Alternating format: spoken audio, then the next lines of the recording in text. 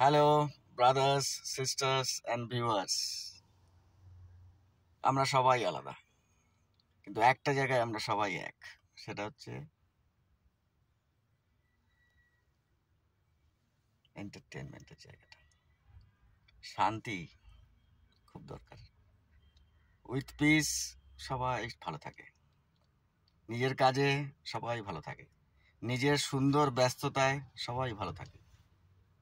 ভালো থাকার চেষ্টা করাটা খুব দরকার।